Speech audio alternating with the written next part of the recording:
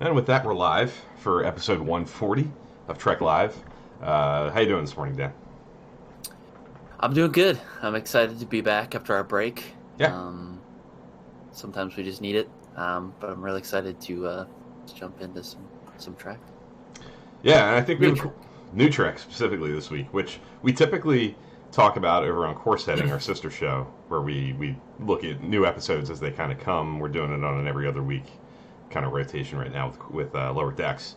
Um, but this is kind of a more general, wide-ranging topic that I think fits better on Trek Live, more consistent with what we do here on Trek Live, our main show. Um, Yeah. so, really looking forward to looking at.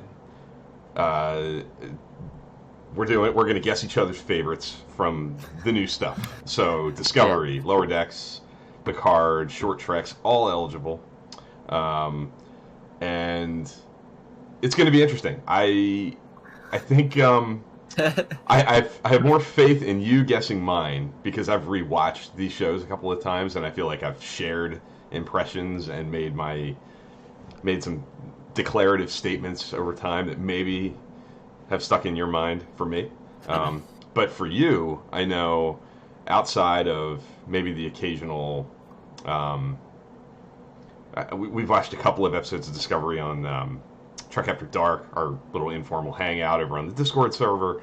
So there are a couple of episodes that I know you've seen multiple times, but quite a few of these you've only seen once. I know that. Yes. And I haven't talked to you about them specifically. You know, we talk about Discovery and we talk about Picard, but there are episodes of Discovery that we haven't really talked about or Yeah. looked at specifically since 2017, 2018. Um, so I have very little confidence in mine. I have a couple that I feel really good about guessing, but I have. This could be a 1 out of 5, 2 out of 5 situation. We've had guess each other's in the past where I think we've come up with like 4 of the 5 correctly. Maybe the order a little off, but we've also had some where it's way off, and maybe we only get 1 or 2. And I think this might maybe be one of those kinds of situations for me. But I have a feeling you're going to get mine pretty Yeah. roundabout close. Yeah. What do you think? I think talking about my list real quick. I think an important thing to remember, an important thing to preface is this is favorite. This is not best. This is not best of the best. But it is true. I haven't watched these episodes in a long time, so I try to stick to maybe the classics, and also maybe not. So I feel like Okay. there's room for maybe some change if I would maybe watch it. Maybe there's some in between episodes, but I usually stick to ones that maybe you don't really expect or Mm-hmm. the classics that you probably would. So Right. my guesses for you and mine are very similar. So if that gives you any hint or anything. It's going to be interesting. Let's see. I don't want to talk too much about it. I think we have lots to talk about as we go through our specific lists. Mhm. So in a few minutes, I'm going to put up a screen that has just blank spots for all 4 of the eventual lists. It's going to have my guesses for Dan, Dan's guesses for me, and then our eventual actual lists will go there as well. And we'll talk about them as we go. Share our thoughts about why we guessed each other's the choices that we guessed for each other, and then our actual top 5 lists as well. We have Earl Grey Trekkie in the room. It's Robbie. Welcome. Welcome. Good to see you. Definitely eager to hear your and anybody else who might be lingering in the chat or stumbling in. If you have thoughts, if you have your own favorites to share, we'd love to hear them. Love to hear your feedback on our choices. And if you're watching us on Twitter, like if you're just scrolling and you kind of just stopped and saw us, you can click into that Periscope link, the big part of the tweet. You can click into that and log in with your Twitter account and comment and It's like 2 clicks. participate. It's very easy. If you have a Twitter account, you have a Periscope. They're all linked together. So if you click that link and go into the actual stream, you have the ability to comment and participate in a more personal way, and we'll see your comments and read them and interact with you if you want to do that. So feel free to join at any time this week, or if you're watching this later. That's a little quick tutorial for the next time we're on. So real quick, rewatch recap. We haven't been here for a couple of weeks. I know you've had a really busy couple of weeks. You have a different backdrop there temporarily, so that's indicative of what you've had going on. Yeah. So I think the last thing you had watched the last time we talked might have been Melora, maybe. So I've watched one episode. Watched At least I've watched something, which is Rules of Acquisition, which I really love. Really? Okay. Cool. Yeah, I like it. It's fun. I think I think it's just fun. I wouldn't say it's the best episode in the world. Sure. But it's a fun episode. I think. Yeah, those Ferengi comedies are one of the more interesting little side discussions in Deep Space Nine. Something that I'm sure we'll maybe do down the road as you get further into it and have a better, more recent recall of like the batch of episodes that kind of make up that little subset, and look at the ones that work, the ones that maybe don't, the common trends that kind of go through them. Sometimes they can get very slapsticky and very, very, we talked about Star Trek comedy a few weeks ago, and we kind of steered away from that because you're newly back into Deep Space Nine for the first time in a long time. So they're definitely their own brand of comedy. Yeah.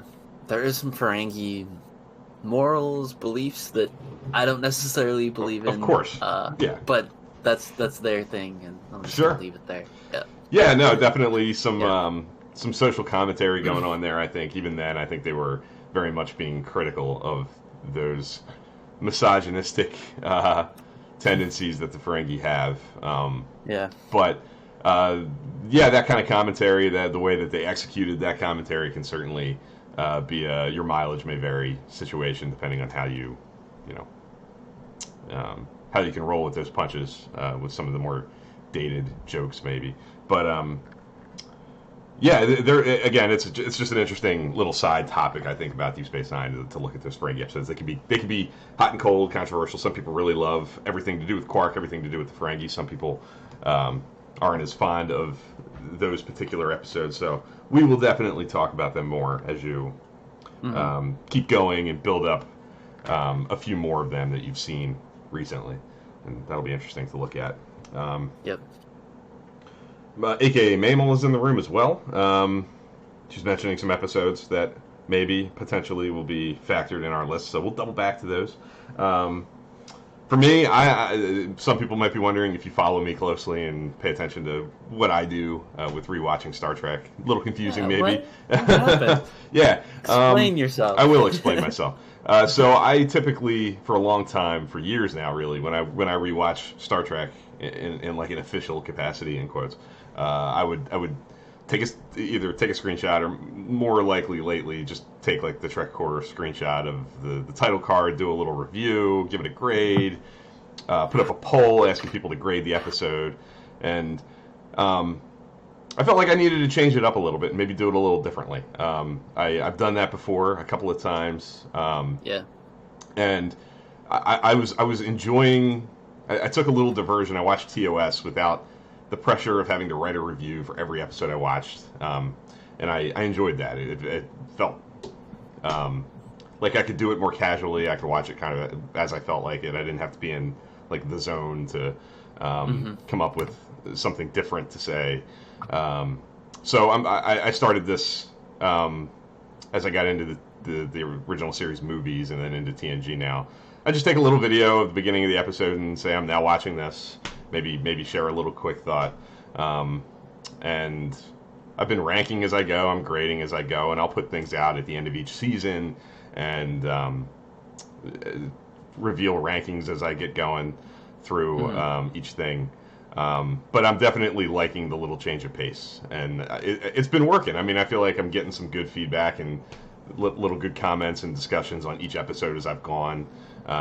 People seem to like the little videos and that little different approach, as opposed to, I don't want to say maybe it wasn't getting stale doing the old way, but for anybody else, but for me it kind of was. I felt like I needed a change and a different way to do it, and I'm enjoying it. And I was up to TNG season 3 the old-fashioned way, but it was so slow and long, and I watched these early TNG episodes like well over a year ago now, so I feel good about kind of just keep rolling with where I was, and eventually I'll marry up to where I left off, and I'll just keep going from there. So I'm like two-thirds of the way through TNG season 1 right now, and actually really enjoying it. I always kind of do. Those episodes are flawed and they're silly a lot of the time, but I have a lot of nostalgia for them, and they have their own unique flair to them. I've talked about that before at TNG season 1. So enjoying that. I always tend to go through them really quickly. For some reason, I always feel like I burn through season 1 faster than almost anything, and I don't know if it's I just want to get through it to get to the good stuff, the more traditionally good stuff, or if that nostalgia kicks in, and I know these episodes so well from watching them as a kid that they just go down easy. But I should be done TNG season 1 by the end of the weekend, and then onward from there. Yeah. And you watched the TOS movies, correct? I watched the TOS movies. I watched TOS. Consider that TOS, quote unquote? What's that? Do you consider that TOS then, quote unquote? Sort of. I consider the movies kind of like an extension of TOS for sure, but their own thing as well. I watched TAS as well, actually, in like the period of a couple of days after TOS. I went into TAS. I watched that for the first time in quite a few years. It's still kind of a rough go. I can't say I love it. It's not my favorite kind of Star Trek, but it was nice to go back. I do again, even with TNG season 1 and all Star Trek really. I do have some nostalgic stuff going on there. I remember it well growing up, and it's always a good time to kind of dive back into it. But that kind of satisfied me for a while. I don't know when I'll do it again, but I did it. I successfully managed to get through the 22 episodes, and that's where we are. So I think we've kind of talked long enough about our rewatches and kind of given maybe some people time to find our stream and jump in for the topic at hand. So we're going to go off camera for now, and we're going to put up the graphic, and we're going to talk about our guesses first. I think we're going to do that. I think Dan's going to guess mine first, and then I'll guess his, and then we'll transition to our actual choices. So off we go. Screen's up. I'm going to be inputting as we go. So Dan, cool. Start with 5 and work your way up to 1 for your guesses for me, and we'll see how you do. I apologize for the 5 being so small and a few other misshapen ones. It'll just bug me. Probably I'll be the only one to probably definitely.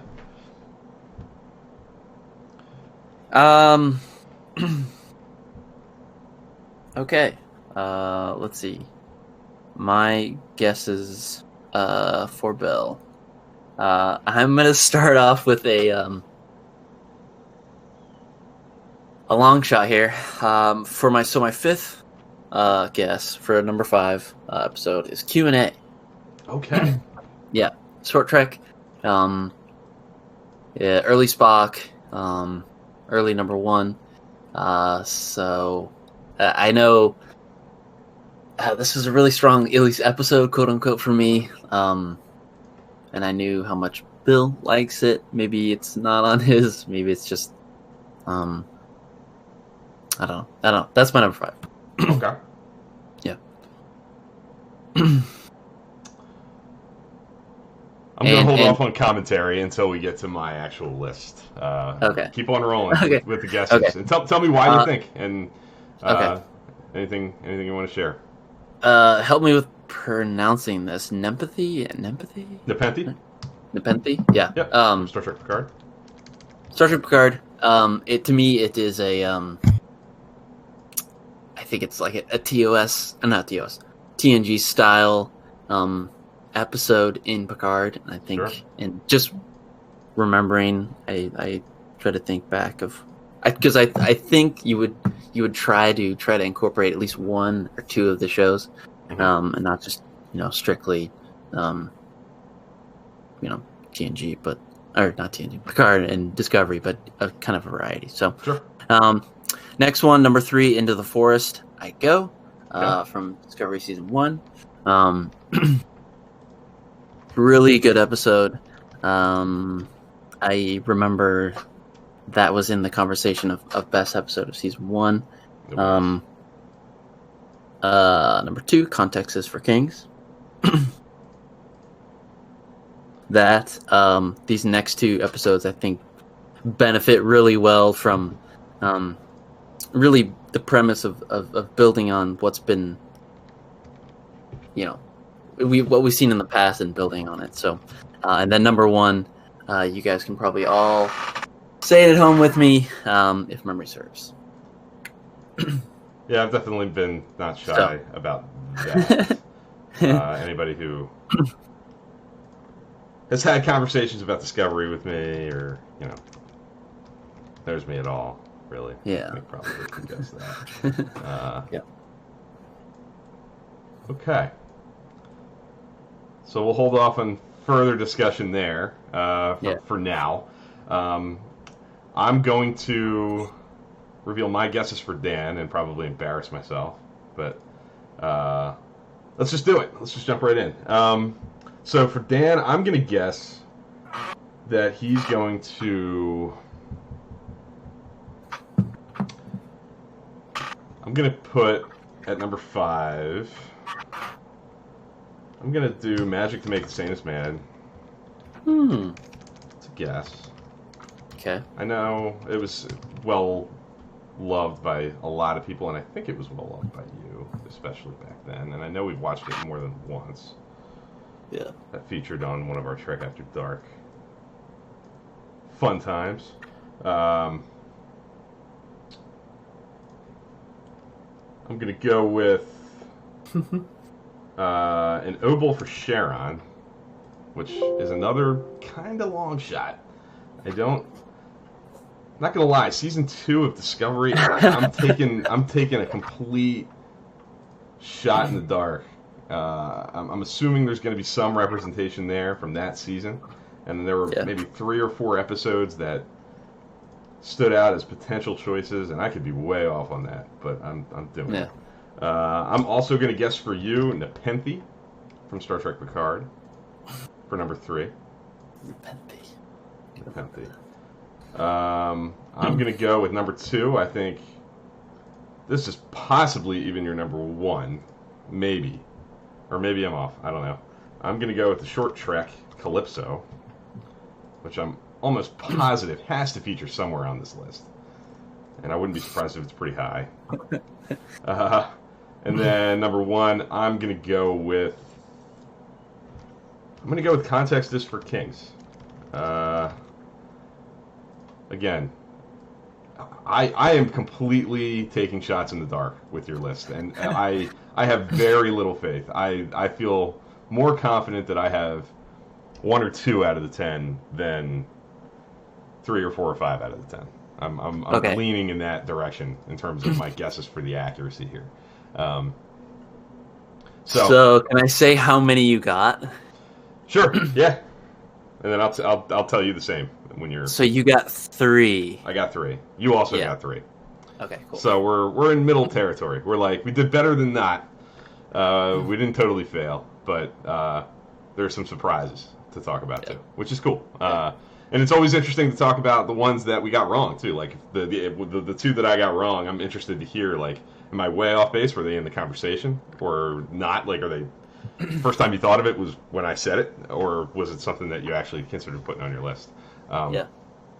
So let's do your actual list. Tell me what you have, and then I'll put mine in, and we'll really delve into everything and just kind of talk generally about where we stand. Real quick, let me close the blind here so I don't look like I'm surface of the sun. All right. Yeah. So this is going to definitely it's going to be interesting. I feel like I know which 3 I got for Dan. I'm thinking the top three, I feel pretty confident, are probably accurate guesses. 4 and 5 definitely feel like the longest shots. Um, but we're about to find out now that the blinds are shut and we're There we go. back in a good place. Let's go into your real list and see what So we got. my actual list. Preface: this is the favorites. So my number 5, Stardust City Rag. Okay. All This right. is, to me, this is such a classic. It just makes me think of a piece of the action in TOS, where they have to dress up and play these different characters, and it's just this fun little romp in the city. That is awesome. To me, looking at it as critically as a critic, maybe it might be a little middle of the road, maybe B plus for me at least. But to me, this is such a it's fun. They all get to dress up, play different characters, and hilarity ensues. But also, there's some great stuff with Seven in this episode that I really, really love. So that's my number 5. That's impressive. I thought about it for Picard. If there was going to be a Picard episode, I thought it could possibly be Stardust City Rag. There might be more than one. Maybe I got more than one of these. Who knows? But yeah, I think I'm not surprised to hear that. I remember you really being a pretty unabashed fan here for all the reasons you laid out. I think the high of kind of getting Jerry Ryan back and some really good scenes with 7 of 9. Stuff you never thought you'd see, 7 interacting with Picard. Like, there's some really cool stuff there that I think a lot of people are big fans of. Cool.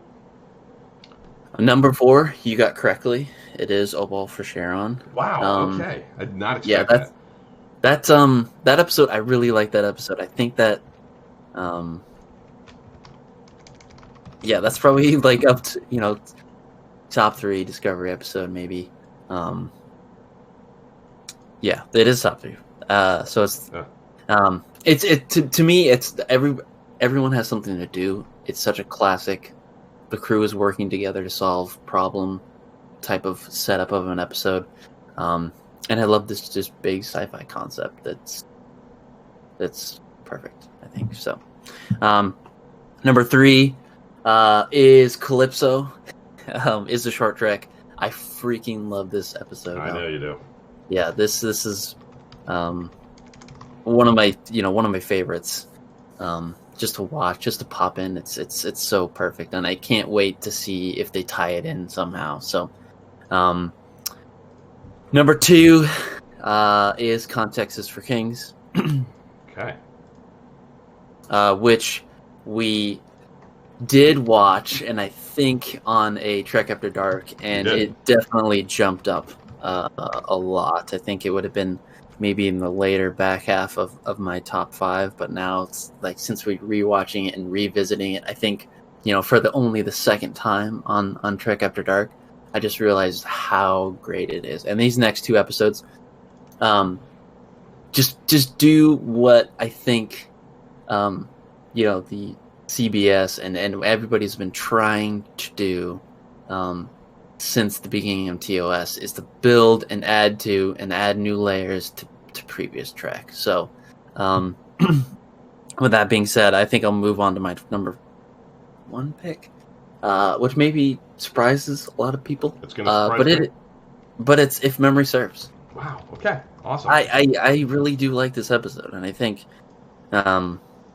as time goes on, and I kind of move away from, I haven't been in that Discovery mode in a while, and I try to think back really hard. I think that's one of my favorite episodes of New Era. It is my favorite episode of the New Era, I think I would say. Again, building on the premise and the idea that these episodes are adding to Star Trek, but also bringing in a new layer. So, if memory serves, that's my list. Okay, that surprises me. I for some reason I didn't expect If Memory Serves to show up. I feel embarrassed now because I love it so much, and I feel like I've talked about it so much that I'm proud. I'm proud that it not only made the list; it was number 1. So without talking too much, because there is a little bit of overlap here, I'll I'll go into Yeah. mine, and then we'll kind of talk about it all and really dive into the interesting points in each of our lists. Um, so for me, my number 5 um, is New Eden, which I knew it was one of the only episodes that I knew would not be on your list because you're not as huge on it as many people are. I do love New Eden. Some of it is probably just good feels from the kind of throwback nature of it. Yeah. But I love the stuff at the end with Pike and what's his name? Josiah, I think his name is. Yeah. Who just The colonist. the colonist Yeah. who just wants to Yeah. know the truth, and Yeah. and I love having a genuine General Order 1 Prime Directive kind of dilemma to talk about, and that I like when the Prime Directive puts the crews over all the shows into these positions where it's kind of a no-win scenario, kind of no matter what you do, you're going to be left feeling kind of crappy about it, and that there's no hard and fast easy answer, and Yeah. you're inevitably going to engender different feelings depending on which way you go. No matter what choice you make, there are going to be people who feel differently, and I feel like New Eden Yeah. does that. We talked about that, and I felt good that we talked about that. I felt like this is Star Trek. I remember feeling like when we talked about New Eden on Trek Live back in the day, just having that discussion felt right. Yeah. So my number 4 is the other episode that you didn't quite guess is Lethe, season 1 Discovery. I love it so much. It's grown on me a lot over time. I love the Sarek Burnham relationship. I love it's again kind of really capitalizing on the premise of the show and the concept of the Burnham character and who she is and why she is, and taking advantage of that and not just making it an arbitrary thing. Like, it weaves its way into Star Trek's continuity and gives new context to things that we've known, and people like me who have watched like the original series going back to when I was like a very young kid, knowing that Journey to Babel, Spock, Sarek story, and kind of getting a new thing to think about when I go back to that. And when I'm watching Journey to Babel, there are new textures and new things to think about, and almost breathes new life into a 50-year-old show. I love that. I love that Discovery. That's one of my favorite things about Discovery. And I think maybe the payoff with that relationship in season 2 and getting to see more about the Spock Burnham relationship and more in depth stuff there probably enhances Lethe even more for me. It elevates it a little bit. And now we're getting into the stuff that you nailed with Nepenthe. The episode from Star Trek Picard, which involves Riker and Troy, Jonathan Frakes and Marina Sirtis, with Picard reuniting with them, and kind of recentering himself for the next leg in the mission. The nostalgic feels are all there, but I feel like it feels at home and it feels rightly placed. I think they earned Picard needing to get to that point. And needing that recentering and needing to get checked a little bit by people who know him and can tell what he's not doing right, and calling him on his BS a little bit, and really setting up the next leg of the journey. Like I said, I think that's a really effective episode for reasons that go beyond, oh look, it's Jonathan Frakes, and oh look, it's Marina Sirtis. Like, it could have been fan servicey. Look at what the secret weapon we can pull out of our pocket just to do it, but there's more there, which is what makes it so great. Context is for Kings. I'll go with next, and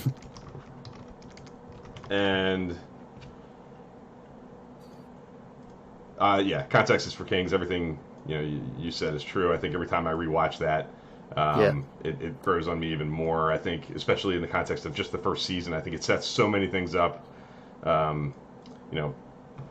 Creates so much mystery for the Lorca character, and I love the way that the ship is lit. Like, I remember really feeling like watching the early part of season 1.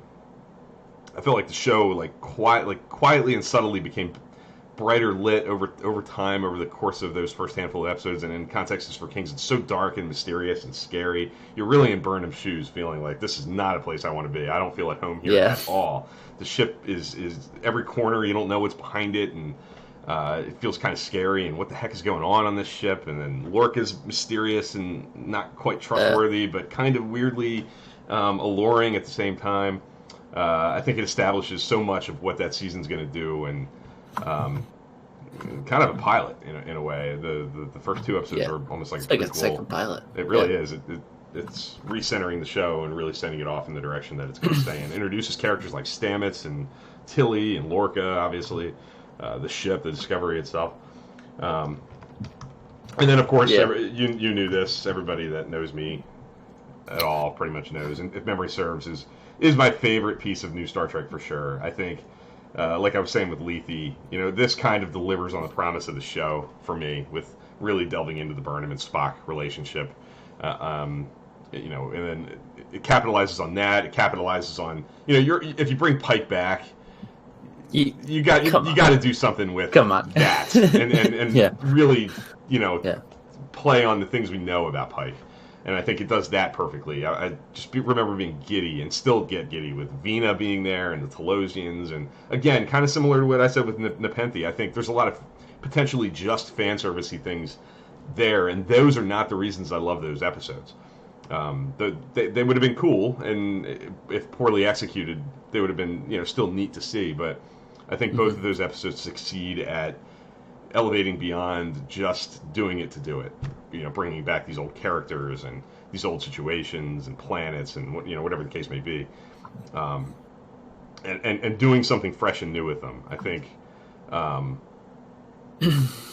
think if memory serves, is a brilliant hour of Star Trek, and one of my favorites overall. I can pop it in at any time. I think it's beautifully shot.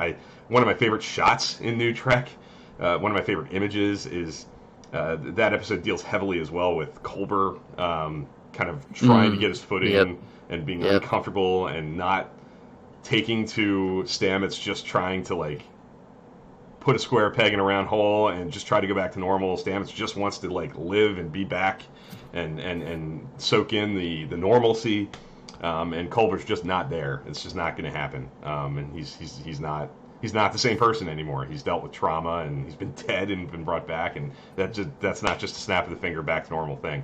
And there's this great shot of Culber in the turbo lift, the camera looking down at him as he's kind of breaking down, and the isolation that conveys, and him kind of just being in this tube of nothing and literally shaking and not being able to stand still, is great visual storytelling. And that episode's full of that too. There's great camera work, there's great lighting, there's I think it's beautifully shot. There's great scenes with Pike in his ready room talking to Vina and Burnham, through the vision established by the Telosians. I love the twist at the end with the Telosians using their mind powers to trick Section 31. That's so classic Star Trek, and so classically plays on what we know the Telosians can do. It's such a cool twist. I just love it. I can watch it anytime, and it's definitely that was the clearest thing on my list to put that at number one. That was the easiest thing. So, yeah. Going to the comments here. AKA Mammal says Stardust City Rag was in the conversation but didn't make their list. So that's some love there. That it was. They say that that's where things started to pick up for Picard in their mind. Earl Grey Trekkie says New Eden felt very TOS, and I agree with that. That's one of the things that episode does well. Is it definitely, I think, plays on Star Trek tropes and gives us a lot of those old feelings. AKA Mammal says Lethe was their number 2. They knew they liked me. Appreciate that. Lethe's great. Some love for Nepenthe. What's past this prologue is mentioned as a possibility. That definitely was in the conversation for me. So I guess I'm curious. I picked Magic to Make the Famous Man and Nepenthe. They're the ones that didn't make your list. Were they in the conversation? Were they not? How close or not close was I with them? Yeah, they were in the conversation. Okay. They both were. I would say those two episodes and Into the Forest I Go. There's some great just visuals. I love the multiple jumps around the Klingon Oh yeah, ship. that's great stuff. That's cool. And Project Daedalus was up there too, just because. Mm-hmm. Yeah, again, this is not favorite or not. This is favorite, not best. Sure. So I think there's some relatability in that episode that I really Project like. But Daedalus is yeah, great. Magic and Nepenthe were up there for me too. Okay. So So what was your toughest cut? Like, what would have been 6?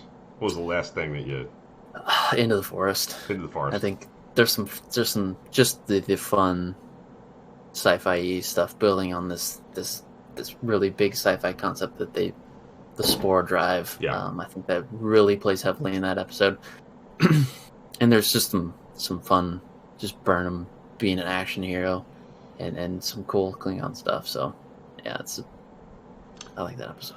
Yeah, I think Into the Forest I Go was a tough cut for me too. That's you kind of cited. I think back in the day, like in the immediate aftermath of season 1, I would typically cite that as my favorite, and that's kind of changed over time. It's still up there for sure. I probably wouldn't have it in my top 2 or 3 in that season now, but I mean everything you say is true. I mean it really does capitalize on the spore drive and really look at that and do some cool things with it. It pays off a lot of the Klingon stuff that has built since the pilot. That Core and Burnham the face off, like you said, where Burnham really gets to flex her action muscles a little bit and fight Core. Yeah. That last second beam out is really cool. Buzzer beaters. That's a buzzer beater. Shout out to Trek Ranks. Yeah, there's some really great stuff there. Really cool visual stuff, like you said, with the ship jumping around the Klingon ship of the dead. It's got the great ending with the "Where are we?" Kind of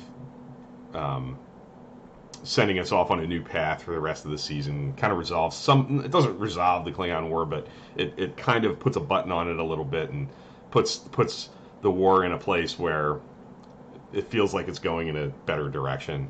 And then all of a sudden we're, hard right turn, and now we're in a whole different problem. So it's ambitious, and I think it's a great episode, and definitely a tough cut for me. Okay. What would be your 6? My 6 would probably be I toyed with Calypso, Q&A, both the short treks. Like you said, I definitely am one. You know me well, that when I do these kinds of lists, I always feel some pressure to like include all types and not get too one-dimensional. I have 4 Discovery episodes, and that's kind of against, maybe that's demonstrative of how much I like Discovery. But there was definitely some desire to maybe throw a short in, and I love Calypso and I love Q&A, as you know. I love Remembrance, the pilot for Picard. I think that really works well. I think that really sets that show up in a really nice way. It does a lot of things. Well. It tells us where Picard is after all this time, which is obviously foremost on everybody's mind going into that show. If you know there's only Picard and you're invested in the Next Generation, you want to know, like, what's he been doing? Where is he?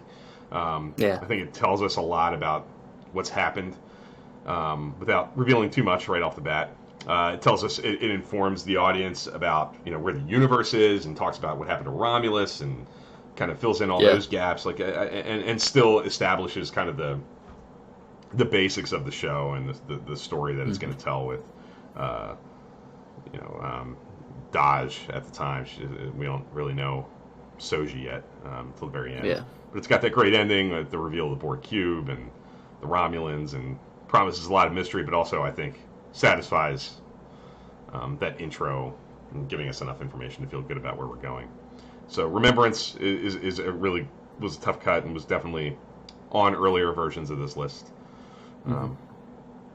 The issue I had with this list was because all these modern era treks are so serialized. It's hard to really isolate that one episode. I think that there's such a good run of episodes, or these long, like, overarching storytelling style or what they're doing is it makes it tough trying to nail down at least one episode. So that was kind of one thing I found, especially with Picard. I feel like that it was kind of hard to maybe isolate the one. Yeah.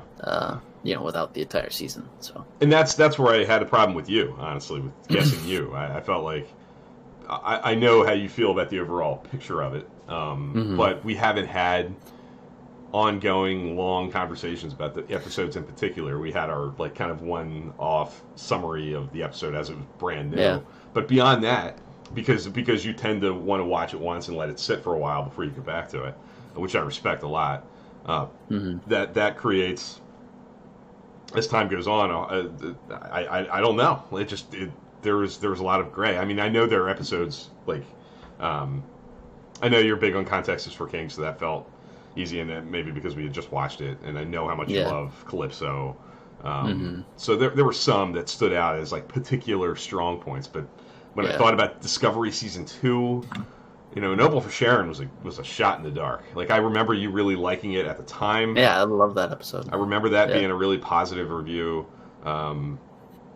There's good stuff for Burnham, good stuff for Saru, good stuff for Pike. Like, I think it serves that cast well in that season. Classic Star Trek vibe, stopped by this sphere and no idea what the heck's going on. You got to work through the problem.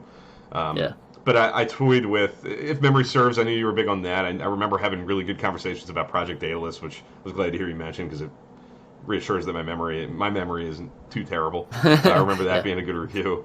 Through the Valley of Shadows is the one with Pike, touching the crystal and seeing his future. I thought maybe that would be in the conversation. There's cool Klingon stuff in that. Cool Klingon really stuff. Like. Yeah. So I Discovery Season 2 for some reason I had the hardest time pinning down with like what the heck is he going to do, but I got it. Yeah. Interesting. It does make it tough, just because I'm always in the quest to try to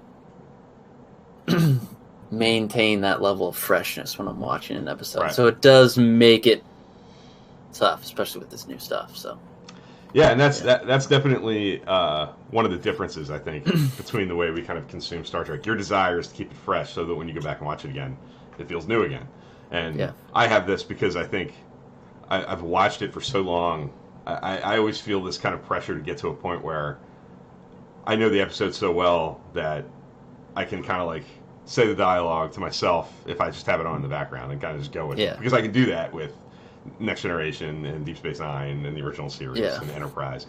So it always feels good when I find myself doing that with like Discovery. Like I can do that with Context is for Kings because I've seen it a lot of times. I can if I have it on in the background, I know. Even if I like hear it on in a different room, I'll be like, I can mouth the dialogue.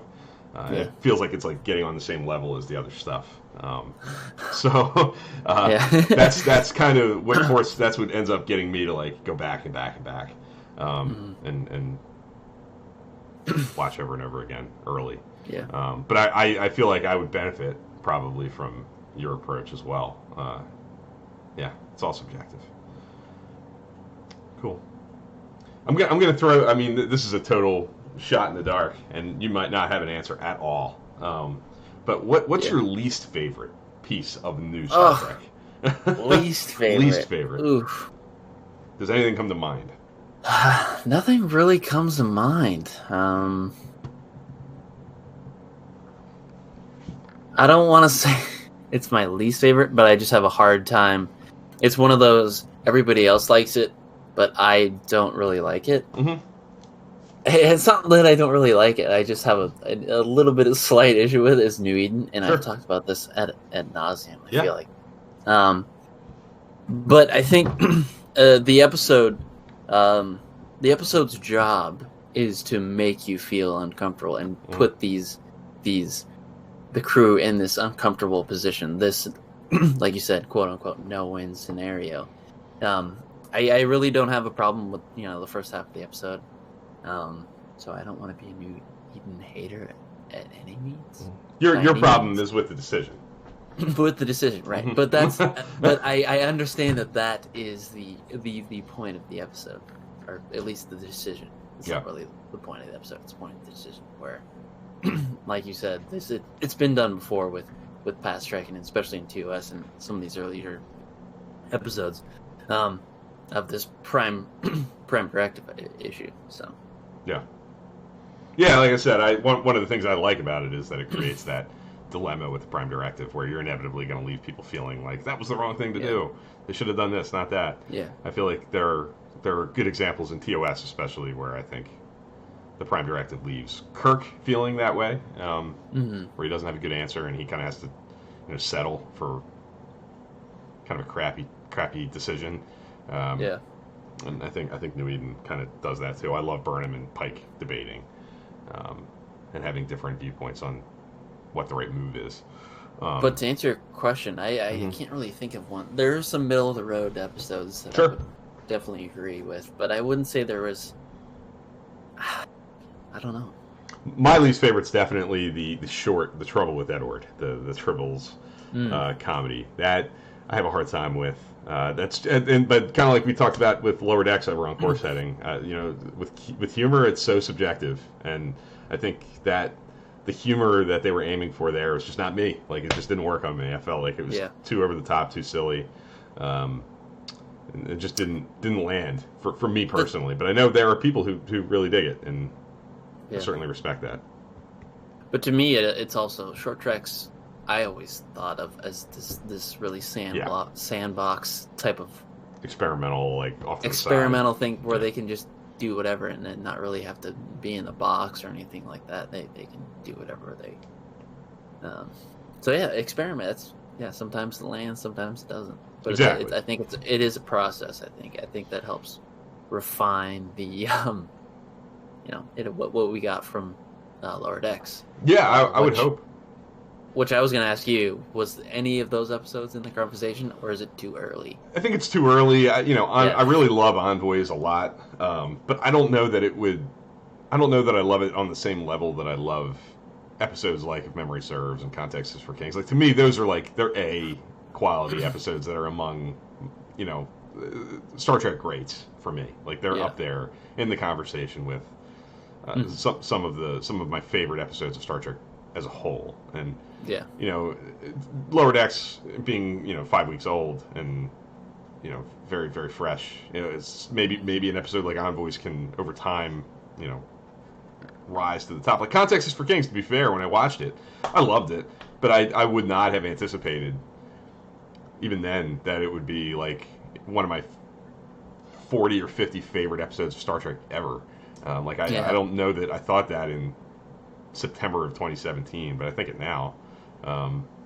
So maybe, possibly, eventually, it could get there, but not yet. Not yet. And it's certainly possible. I'm not opposed to the idea of Lower Decks making a list like that if we doubled back and did this again in a couple of years when we inevitably have all this new stuff. It has the potential, right? It could certainly produce something that lands there. As could the shorts. You put Calypso on your list. I knew you would.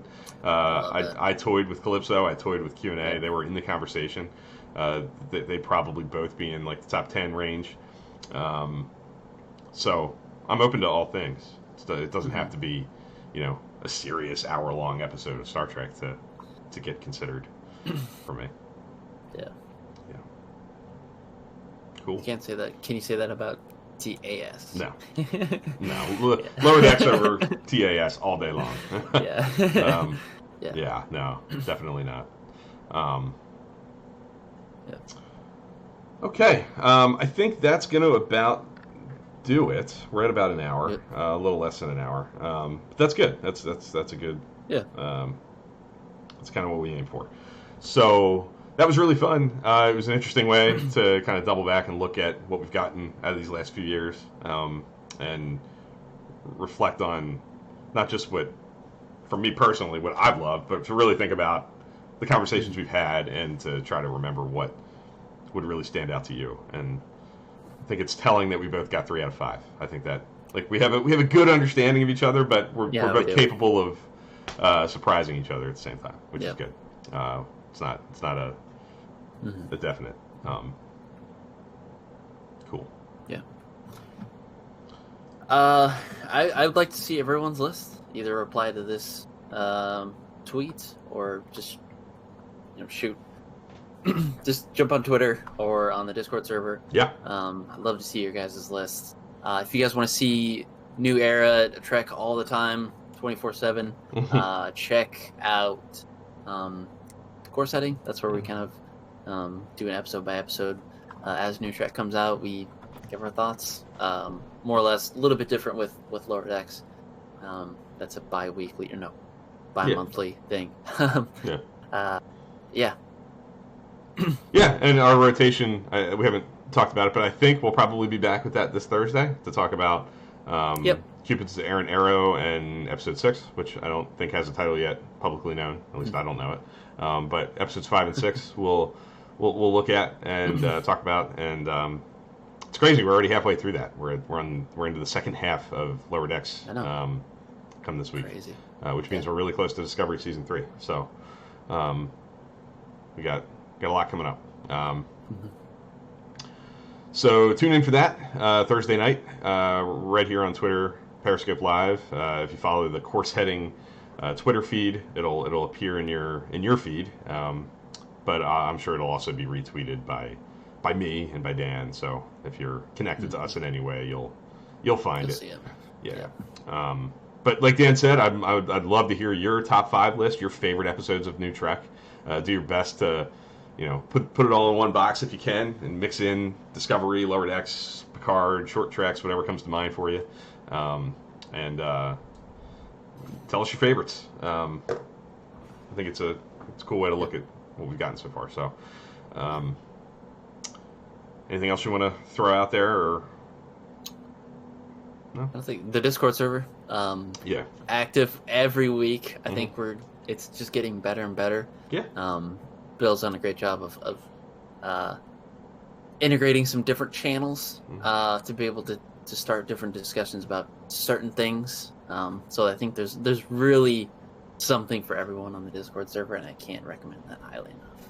Yeah, we're growing. I think we have a good little population of really good-hearted fans who are positive and get along with each other and are friendly. It's not one of those Discord servers that will blow up your phone all day that you'll have to turn off the notifications because it'll kill your phone. Yeah. It's not so active that it's impossible to keep up with, which I know even for me personally, I've been playing with Discord and like trying to get into different servers, and some are just almost too busy. Where I feel like I'm, if I stop and go run an errand, I'm out of the loop. But ours is pretty intimate. It's active, but not overly so. And I can promise you this: that the people that are there are kind, friendly, positive-thinking Star Trek fans who will not attack you for your opinions if they're divergent, or if you have a contrarian hot take that's fun and interesting to talk about. You're not going to get shouted down. It's a safe place to talk about anything and all things Star Trek. And we have some fun times. It's been a while, but we do want to have another Trek After Dark at some point here, and we'll hopefully get back into a rhythm with that, where we have some offline, relaxed, laid-back hangout sessions where we just watch Star Trek, talk Star Trek, get to know each other on a more personal basis. So it's a cool place to be. If you're interested in joining, send me a DM at TrekFan4387, and I can get you a invitation and join if you'd like. Yep. Okay. Yep. So that'll do it. We'll be back next week with more Trek Live, and then Thursday night, like we said, we'll be on for Course Heading to talk about 5 and 6 from Lower Decks, and more good stuff to come. So thank you for watching, live or recorded. This will be available on YouTube in the coming days. And there we are. Thanks for watching, everyone. Thanks for watching.